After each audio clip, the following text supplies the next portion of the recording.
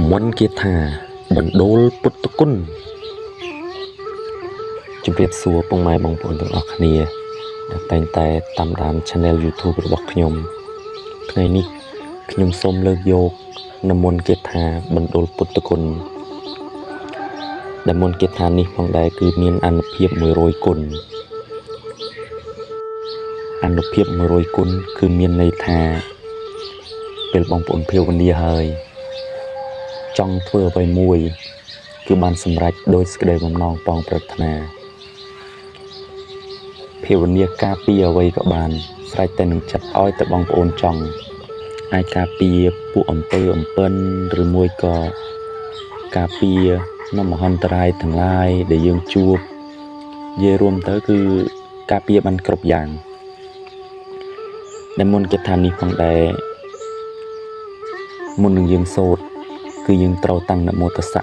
ចំនួន3ចប់ជាមុនសិននមោតស្សៈភគវតោអរហតោសម្មាសម្ពុទ្ធស្សៈនមោតស្សៈភគវតោអរហតោសម្មាសម្ពុទ្ធស្សៈនមោតស្សៈភគវតោអរហតោសម្មាសម្ពុទ្ធស្សៈនៅពេលដែលយើងតាំងនមោតស្សៈចំនួន3ចប់ហើយយើងសូត្រនៅមុនគាថានេះទាំងអស់គ្នា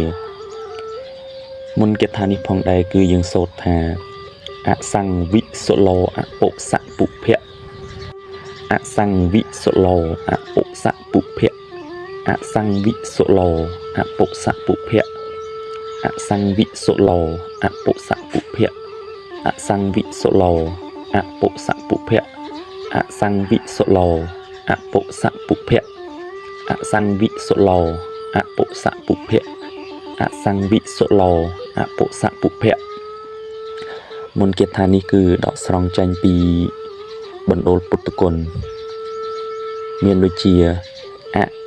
ជាតួអង្គអរហង្គចំណែកឯសង្ឃជាតួសម្មាសម្ពុទ្ធោវិជាតួវិជ្ជាចរណៈសម្បណ្ណោសុជាតួសុគតោ